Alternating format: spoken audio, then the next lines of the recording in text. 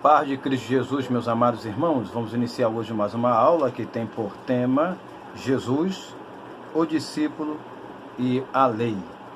Nesta aula nós vamos comentar sobre Mateus capítulo 5, versículo 20 e também comentar alguns versículos e textos paralelos que vão elucidar a nossa lição de hoje. Mas, primeiramente, vamos à leitura do nosso texto áureo, que diz assim: porque vos digo que, se a vossa justiça não exceder a dos escribas e fariseus, de modo nenhum entrareis no reino dos céus. Mateus capítulo 5, versículo de número 20. Antes de nós entrarmos para a nossa introdução, deixa eu fazer a seguinte observação aqui. Primeira coisa que precisa se observar é que o texto bíblico ele é dividido em perícope. E essas perícopes podem ser divididas em textos grandes, ou capítulos inteiros, ou versículos um pouco até exaustivos, ou até mesmo em versículos pequenos, ou textos pequenos, por exemplo, 1 ou 2 versículos, ou a metade de um versículo para outro, ou no mesmo versículo ter 2 assuntos diferentes, e assim por diante. Então, para que você possa conseguir compreender o que o texto bíblico está a mencionar, você precisa saber dividir o que o texto bíblico está dizendo. Sabendo dividir assim, você vai compreender um pouquinho melhor o que as narrativas têm a nos ensinar. Por exemplo, antes de nós entrarmos no texto, eu divido a narrativa da seguinte forma. Capítulo 17 e 18 está falando basicamente da mesma coisa. E o capítulo 5, versículo 18 e 19, tá? Perdão. Versículo 19 e 20 também está falando da mesma coisa. Então a gente tem que dividir assim, versículo 17 e 18 a mesma coisa, versículo 19 e 20 a mesma coisa. Então, por mais que os versículos 17, 18, 19 e 20 tenham relação, mas o versículo 20 ele tem relação direta ao versículo de número 19.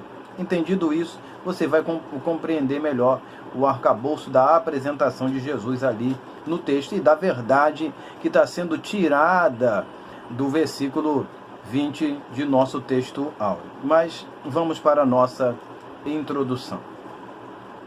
Jesus lança uma responsabilidade sobre os discípulos de absorver e agir de forma diferente com a palavra de Deus. Então, quando Jesus lança a seguinte expressão, vou ler o texto áureo ainda não explicando diretamente, porque vos digo que se a vossa justiça não exceder a dos escribas e fariseus, de modo nenhum entrareis no reino dos céus.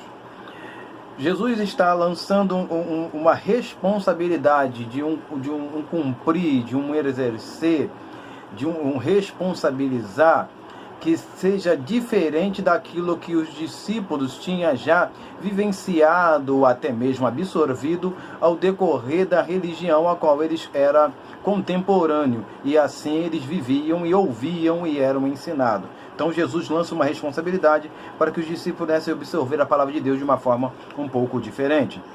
A diferença dos discípulos vinha através do seu mestre Jesus, ou seja, se Jesus, por exemplo, nós citamos na lição passada, que Jesus era a luz do mundo. Então, se o Jesus era o diferencial para a vida dos discípulos, o relacionar com Jesus era o diferencial na vida dos discípulos. Hoje, no dia a dia, eu já posso começar a aplicar, se você tem um comportamento relacional com Deus, a sua vida vai ser diferente, o seu relacionar, o seu comportamento, o seu agir no mundo vai ser diferente. Mas se você não tem um relacionamento pessoal com Jesus, eu falo de relacionamento pessoal, é ter intimidade com Ele, ouvir a voz dEle, ser guiado pelo Espírito. Mas não é simplesmente você estar dizendo que está dentro de uma igreja, porque dentro de uma igreja qualquer um pode estar. Então, o diferencial dos discípulos era a pessoa de seu mestre. Seguindo. Com isso, o comportamento deles, com a lei, deveria ser diferente dos outros. Ou seja, se eu sou crente, se eu tenho Jesus, se eu tenho o Espírito Santo, se eu falo que eu obedeço a palavra, eu tenho que se comportar diferente dos demais. Eu falo dos demais, eu não estou falando dos de lá de fora, não. Eu estou falando dos de dentro da casa de Deus. Eu tenho que me comportar como os demais, diferente dos demais. Porque se eu digo que tenho a palavra de Deus, por exemplo, João capítulo 14, versículo de número 21, diz o seguinte: aqueles que têm os meus mandamentos e o guardam, este é o que me ama, aquele que me ama será amado do meu Pai, e Deus vai se manifestar a ele. Eu me manifestarei a ele. Então, ter os mandamentos é uma coisa, guardar é outra coisa. Aí você lembra do Salmo de número 119, versículo de número 11. Vamos para o nosso primeiro ponto. A lei, Jesus e a lei. Jesus e a lei, nós estamos baseando em Mateus capítulo de número 5, versículo 17. Nós vamos manter a nossa conversa aqui dentro do texto de Mateus capítulo 5, claro, fraseando e passando sorrateiramente em algumas outras passagens, mas a mudança de assunto vai estar sempre baseada em Mateus capítulo 5 e do texto da perícope, a qual nós já mencionamos no início de nossa fala. Então diz assim Mateus capítulo 5, versículo 17: não condeis que vim destruir a lei e os profetas. Não seguiu o versículo porque você já conhece e está com a Bíblia na mão acompanhando a leitura e a nossa aula. Então, Jesus diz o seguinte: Jesus em sua vida terrena, mesmo sendo filho de Deus, e por não usurpar e ser igual a Deus, Filipenses capítulo 2, versículo 6 e 7, aí vem o seguinte: agiu como sendo servo da lei, e como servo morreu a morte de cruz. Ou seja, deixa eu explicar aqui rapidamente o que eu quero dizer. Jesus, como filho de Deus, não usurpou a sua autoridade de excelência de mudar a lei aqui no texto. Você vai perceber no decorrer da leitura que vai aparecer uma frase que alguns estudiosos vão alegar que Jesus está mudando a lei, mas isso não é o que o texto da perícope vai nos apresentar. Mas seguindo a leitura. Então Jesus foi servo da lei. Ele obedeceu à lei. E com isso, por a sua obediência à lei, ele morreu a morte de cruz. Jesus estava em carne sobre a lei. Você vai ler em Gálatas capítulo 4, versículo 4, que chegando à plenitude do tempo, o Filho de Deus, nascido na carne não é sobre, é sob a lei, debaixo da lei, sofreu todas as influências da mesma. Ou seja, Jesus estava debaixo da autoridade da lei, e por estar debaixo da autoridade da lei, ele sofreu as influências da lei. Então tudo que Jesus falava, tudo que Jesus ensinava, tinha a influência dos ensinamentos e dos catecúmenos da lei que ele vivia e obedecia. Entendido até aqui? Em seu ministério terreno, aconselhou pessoa a seguirem a lei. Mateus capítulo 8, versículo 4, é a questão do leproso que ele manda ir ao sacerdote, mostrar ao sacerdote. E a um doutor da lei que quis tentá-lo, Jesus falou o que ele estava fazendo até ali era quase suficiente para se alcançar a vida eterna. Por que eu coloquei aqui que aquele doutor da lei, quando pergunta a Jesus: mestre, o que farei para herdar a vida eterna? E Jesus falou dos mandamentos da lei, e ele falou que guardava desde a mocidade. Você conhece o texto, Lucas capítulo 10, versículo 25 a 28. Depois você lê a nota e preste atenção para poder utilizá-lo dentro da sua necessidade na sua aula. Então, Jesus, ele sempre reportava a lei. Ele não, você quer ter vida eterna? Você faz isso, você faz aquilo, você cumpre isso. Não, ele direcionou a lei. Ele mandou, tem que seguir a lei. Se você seguindo a lei, você vai ter o caminho para a vida eterna, vai ter o suficiente. Ele falou, faze isso e viverás. Ou seja, terás a vida eterna. Porém, por que eu falei suficiente? Porque Jesus falou o seguinte: ainda lhe falta uma coisa. Por isso que eu falei nesse texto que o que o doutor da lei estava fazendo lhe era insuficiente, não era suficiente. Segundo ponto, Jesus nos deu uma lei nova? Pode ser uma pergunta ou não. Deixa eu só voltar a você aqui, que eu falei no primeiro ponto, Jesus e a lei, Mateus capítulo 5, versículo 17. Estamos agora passando para o segundo ponto. Jesus nos deu uma lei nova? Pode ser pergunta ou não. Mateus capítulo de número 5, versículo 22. Eu, porém, vos digo. Então, alguns estudiosos pensam que quando Jesus, eu, porém, vos digo, Jesus está abrindo uma cláusula, está abrindo um novo parágrafo, abrindo uma nova lei. Não, não e não.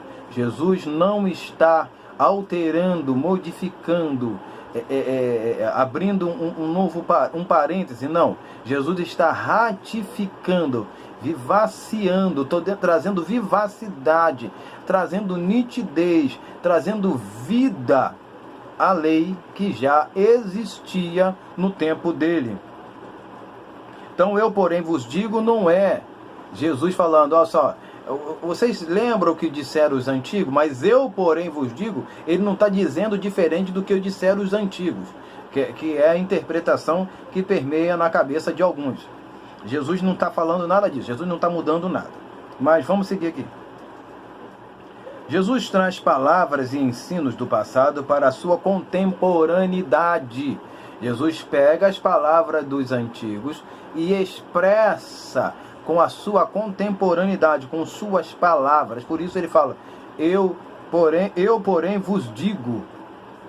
Eu, porém, vos digo. Como se Jesus dissesse, eu estou repetindo o que os antigos disseram no passado. É como se Jesus estivesse dizendo isso. Porque ele está trazendo a memória que os antigos disseram no passado e agora trazendo um detalhe que existia já na lei, mas que não era observado pelo povo daquela época. A lei nunca foi renovada, nunca foi alterada, ela sempre foi a mesma. Mas, por o povo não cumprir e obedecer à lei, eles estavam agora ouvindo algo que já estava incutido dentro da mesma.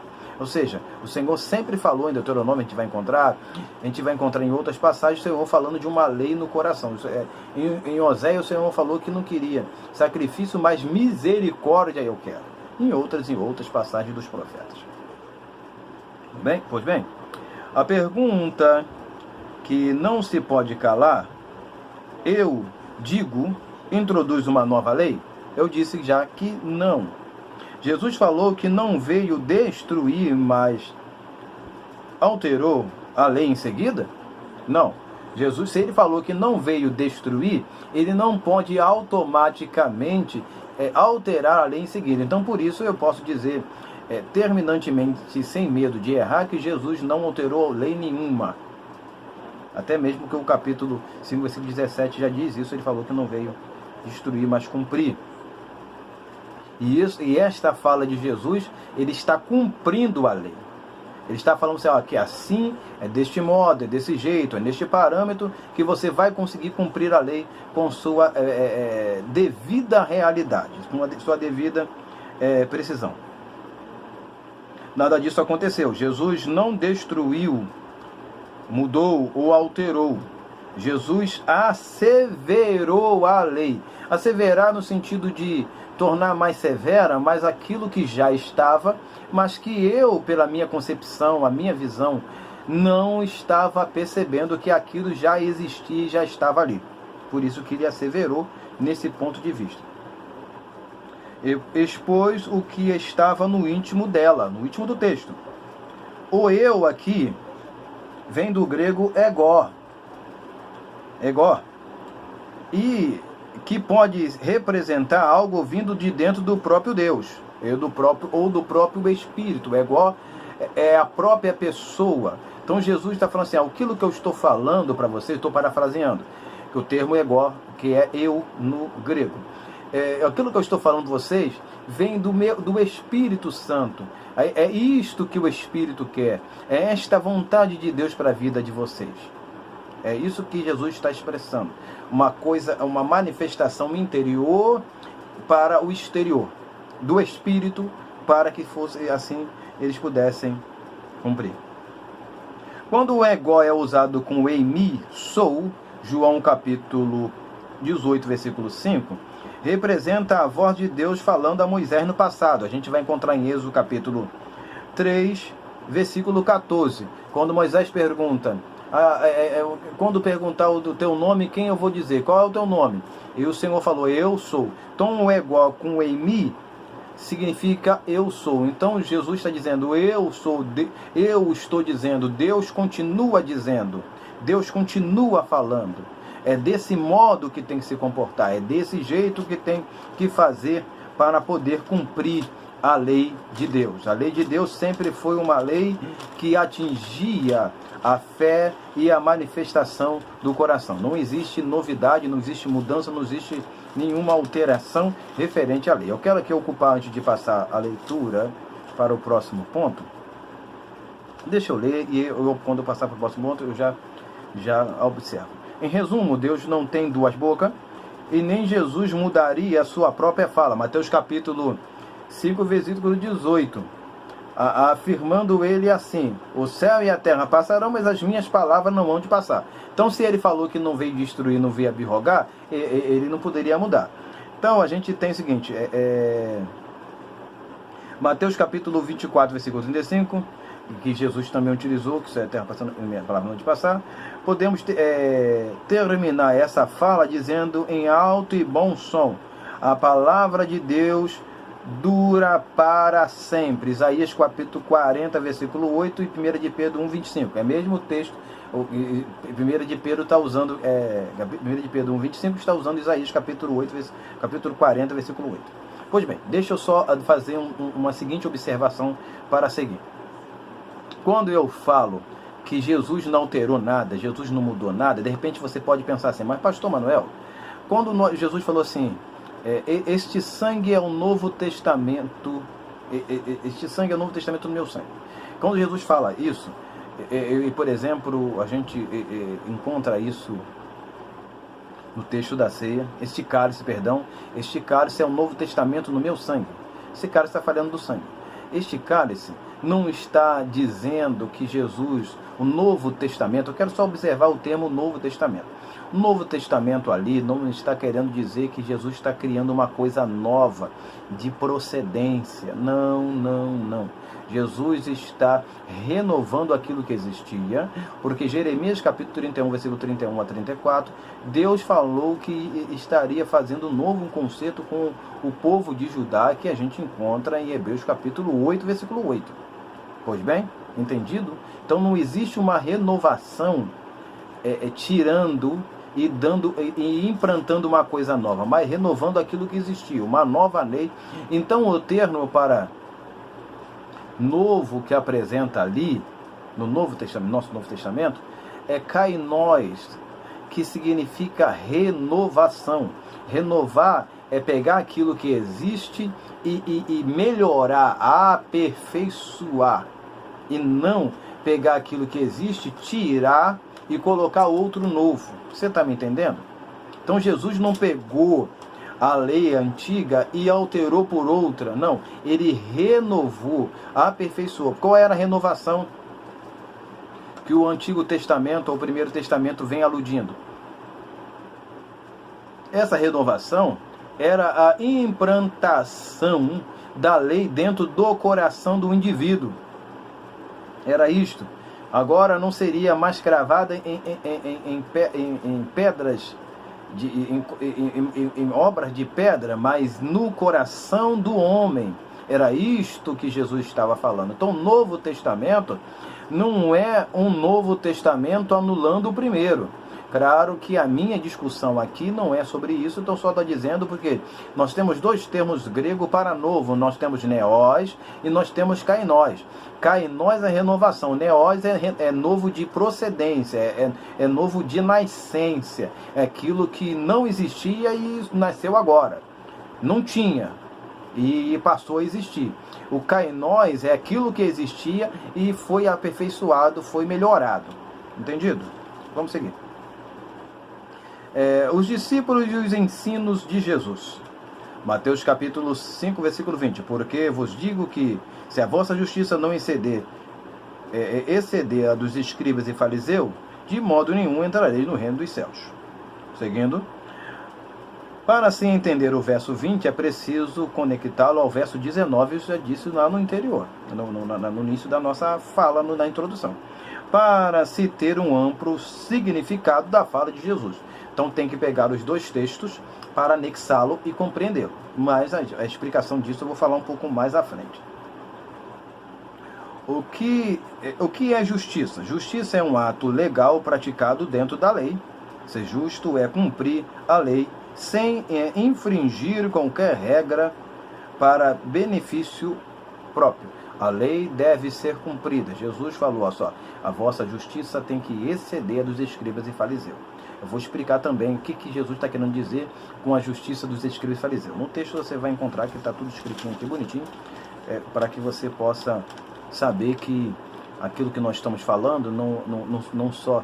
Claro, tem coisas que brotam na cabeça na hora, mas é tudo estudado, pesquisado, para trazer uma elucidação para você dentro do assunto. Claro que para os que estão chegando agora, eu não trabalho com a lição, eu trabalho com o título da lição. Então eu estou comentando Jesus, o discípulo e a lei. Ok? Então vamos lá. Então, a lei não pode ser usada para benefício próprio. A lei tem que ser usada para benefício do povo, para cumprir as regras da palavra, estou falando da Bíblia, da palavra de Deus. Então ela não pode ser manejada, ela não pode ser conduzida. A lei precisa ser cumprida, ela precisa ser obedecida. Quando Jesus fala aos seus seguidores excederem, era simplesmente cumprir a lei de uma forma diferente dos escribas e fariseus. E era isso que Jesus estava falando. Jesus está falando assim, ó, quando eu quero que vocês excedam, eu quero que vocês sejam diferentes. Porque os escribas e fariseus não estavam cumprindo a lei da forma devida que Jesus queria. Então, um exemplo que eu dou aqui é Lucas capítulo 18, versículo 9 e 14. Depois você lê com calma. Que é o fato de que estavam os fariseus e o publicano orando. E você conhece o texto e sabe o que aconteceu. Mas eu quero que você leia, tá? Para que você possa usar isso dentro de sua aula. Aí eu coloquei aqui, quem é assim mesmo se exalta, não será justificado por Deus. E foi o que aconteceu com o fariseu. Ele estava dizendo, é porque eu jejuo 3 vezes na semana, eu oro, eu não sou igual esse daí. Tem crente hoje que é assim, o crente fariseu, que ele acha que é melhor do que o outro. E não, eu não sou igual fulano não, porque eu sou melhor, porque eu faço. Quando nós agimos ou nos comportamos achando que somos melhores do que os outros, nós na realidade estamos justificando a si mesmo, a nós mesmos, e já estamos recebendo nosso galardão. Se você ora, porque eu oro mais que fulano, porque eu leio mais que fulano, porque eu estudo mais que fulano, porque eu faço mais que fulano. Você pode fazer mais que fulano mesmo, você pode orar mais que fulano mesmo, você pode ser mais que fulano mesmo, mas quando você começa a pensar e agir, se comportar desse jeito, você está exaltando a si mesmo, e quem é a si mesmo se exalta, Deus abate, ok? Coisa é séria, a palavra de Deus não é brincadeira não. Seguindo, o que os escribas e fariseus faziam que os discípulos não deviam fazer? Essa é uma pergunta que precisa ser analisada. Claro que aqui, nas poucas linhas que eu escrevi, nas poucas palavras que tenho para dizer, não tem como eu elucidar todo o assunto, porque demandaria horas e horas a gente falando de escriba e fariseu, até citando a passagem, por exemplo, se fôssemos citar comentar a passagem de Mateus 23, a gente ia demorar muito mais tempo, mas vamos lá. O que os discípulos e fariseus faziam que os discípulos não deviam fazer? Agir com a lei como a regra fosse só para os outros. Esse é o primeiro ponto. Os fariseus e os escribas, você pode olhar as lições anteriores que eu falo de escriba e fariseu, a lição para a primeira lição, se não me falha a memória, que eu falo que o termo escriba é gramata. Gramata significa aquele que é escrever, gramateu, letra. Então são os homens que tratavam da letra, que eram os copistas da lei, os escribas. Os fariseus a gente pode colocar como os religiosos. Então os doutores, quando a Bíblia fala doutores da lei, normalmente são os escribas, normalmente, ou a maioria das vezes, ou sempre. Então nós temos em Mateus capítulo 23, versículo 3, aqui, versículo 3, eu vou começar a partir do versículo 21 para nós termos uma projeção. Então, versículo 1, Mateus 3, versículo 1. Então falou Jesus à multidão e a seus discípulos. Versículo 1. Observai, pois, e praticai tudo o que vos disserem. Jesus está falando dos fariseus. Versículo 3. Mas não procedais em conformidade com as suas obras. Preste atenção. Quando Jesus fala que a justiça dos seus discípulos, capítulo 5, versículo 20, deveria exceder a dos escribas e fariseus, o contexto que eu utilizo é esse daqui. O paralelo que eu utilizo é esse daqui. Para que você possa também usar ou ampliá-lo, porque a gente não tem tempo para fazer aqui com calma. Então, mas não procedais em conformidade com as suas obras, porque dizem e não praticam. Ou seja, eles ensinam até o certo. Eles até sabem o que é o certo. Porque se eles ensinam o que é o certo, é porque eles sabem o que é o certo. Mas na prática da vivência deles, do comportamento da vida deles, eles não fazem. Essa é a diferença. Por isso Jesus falou, vocês precisam ensinar a minha palavra. Vocês precisam conduzir o povo à minha vontade. Mas conduzir o povo à minha vontade não é simplesmente ensiná-lo as Escrituras. Não. É ensinar as Escrituras e vocês mesmos também viverem conforme as Escrituras. Isto é exceder a justiça dos escribas e fariseus. Mas vale se pensar, será que os escribas e fariseus eram justos realmente? Então me acompanhem, nós vamos chegar lá. Então eles falavam e diziam e não cumpriam. Quando Jesus usa o termo hipócrita, nós encontramos algumas vezes.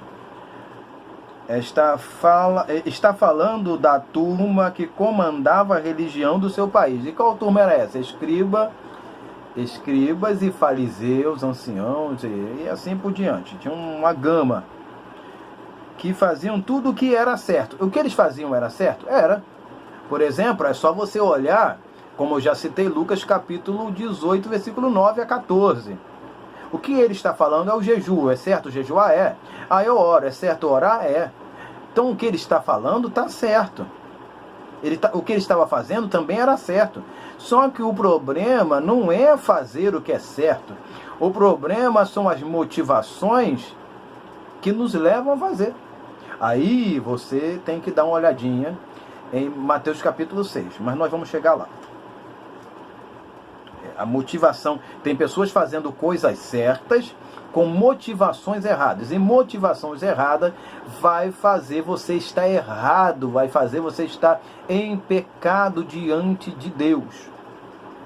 Porque não adianta fazer o que é certo, mas com motivações erradas. Por exemplo, eu estou fazendo algo, estou lendo a palavra, estudando a palavra, mas para disputar com você, para mostrar que eu sou melhor do que você, para mostrar que eu sou mais capaz do que você. Eu ler a palavra, eu estudar a palavra, é de grande valia, é alimento para a minha vida, vai fortificar a minha alma. Mas se a motivação é errada, eu estou pecando. Eu estou lendo a palavra, estou aprendendo a palavra, estou me chegando perto da palavra, não perto de Deus. Porque quem chega perto de Deus não se comporta desse jeito. Pois bem, mas motivação errada, direção errada, é pecado. Vamos lá, vamos seguir. Então, era a turma que comandava a religião do país, que faziam tudo o que era certo, porém de forma ostensiva, era de ostentação. Quem faz para parecer não tem galardão para receber. A frase ficou até bonitinha, né? Quem faz para parecer não tem galardão para receber. É isso aí mesmo. Então, quando você olha para Mateus capítulo 6, versículo 1, versículo 2 e versículo 16 a 18, olha isso em casa com calma, porque Jesus falou, versículo 1 e 2, que aquele que faz as coisas aparecer já recebeu seu galardão aqui na terra. E o galardão mais precioso não é o reconhecimento dos homens, mas para nós é o reconhecimento de Deus. Tem gente perdendo a coroa, Apocalipse capítulo 3, versículo 11, estou parafraseando com o texto, porque está fazendo as coisas para ostentar aos homens. Então você guarda o que tem, não é a preocupação só com o diabo, com o inimigo, as coisas que nos rodeiam de tão perto, mas aquilo que está imbuído dentro de nossos corações, que pode nos conduzir e nos levar para um caminho completamente distante e pecaminoso diante de Deus, sem que nós venhamos perceber. Ok? Então, Mateus capítulo 6, você vai encontrar isso. Os discípulos tinham agora uma visão da lei extremamente interior. Ou seja, eles agora partiam de dentro do ego, eu expliquei isso atrás, para o exterior. Uma visão interior para o exterior. Coisa que até aquele momento eles não tinham entendido. A lei do interior nos faz amar a Deus e ao próximo. Ou seja, aquilo que Jesus está apresentando leva-se por uma direção de você amar a Deus e ao próximo. A lei do interior. A lei do exterior faz nós amarmos a Deus sem o próximo. Ou seja, você ama a Deus, mas não amaldiçoa o próximo. Se você amaldiçoa o próximo, você não está amando. Se você não está amando ao próximo, automaticamente, 1 João capítulo 4, você lê todinho ele, versículo 19, mas você lê todo, a partir do versículo 7. Você vai entender o quê? Que aquele que diz que conhece a Deus e aborrece seu irmão é mentiroso. Aquele que diz que está amando a Deus, mas não ama seu irmão é mentiroso. Então, a lei do interior, ela é uma lei fingida. É uma lei que apresenta uma coisa que não é realidade. Ok? Conclusão. Jesus não estava dizendo que os escribas e fariseus eram justos, por mais que pareça. Mas Jesus não estava dizendo isso e nem afirmando. Porque quando você olha todo o Evangelho de Mateus, até Mateus capítulo 23, versículo 3 que eu citei, mas do Mateus capítulo todo, e Jesus chama no versículo 20, capítulo 23, versículo 23, eles de hipócrita numa sequência tão enorme, chamam de sepulcaiado e uma série de coisas. Então Jesus não estava falando que os fariseus eles eram justos. Jesus estava falando que os fariseus se achavam justos. E que os discípulos não deveriam se acharem justos. Os discípulos deveriam ser injustos. E para serem justos, a sua justiça tinha que ser diferente dos escribas fariseus, que era uma justiça ostentativa. Uma justiça que se exibia. Uma justiça que se apresentava diante dos homens, procurava as melhores cadeiras, mas não honrava a Deus e nem ao próximo a devida proporção que as Escrituras nos direciona. Então Jesus não estava dizendo, em hipótese alguma, que os fariseus eram justos. Então eu te convido, você lê, por favor, Gálatas capítulo 6, versículo 3, que vai dizer que aquele que acha ser alguma coisa não sendo, se acha ser alguma coisa não sendo nada, engana-se a si mesmo. Era a questão dos escribas e fariseus. Vamos lá. Eles simplesmente se achavam. Então você vai ler também Provérbio capítulo 3, versículo 7. São pessoas que acham que são alguma coisa. Jó capítulo 32, versículo 1, que é aquela pessoa que acha que é justa em si mesmo. Isso está escrito lá. E Isaías capítulo 5, versículo 21. Leia esses textos. Se você quiser usá-lo de uma forma resumida, anexar um ao outro e usar, use. Mas vai te dar uma ideia de pessoas que acham que são, mas na realidade não são nada. Quem não cumpre com a vida, erra ao ensinar. Ou seja, a nossa justiça é vista pelo nosso comportamento, a nossa vida. Se a sua vida, o seu comportamento, o seu andar não é um andar justo, não é um andar santo, o que você fala, o que você diz, não serve para nada. Então a gente erra ao ensinar quando eu ensino o que é certo, o que está nas Escrituras, mas não me comporto como as Escrituras quer que eu ande. Então Mateus capítulo 5, versículo 19, Jesus estava falando, deixa eu só voltar aqui rapidinho, Já estou terminando já. Eu quero agora ler 19, capítulo 5, versículo 19, diz: porque em verdade vos digo que até o céu e a terra passarão, passará. Aí ele fala assim, 19, onde que eu estou? Tá, versículo 20. Qualquer que violar, eu estou lendo 18, perdão, estou falando 19 e lendo 18.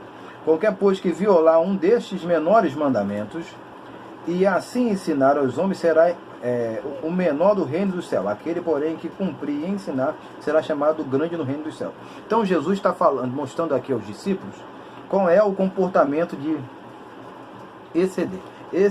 Exceder é cumprir e ensinar. Cumprir e ensinar.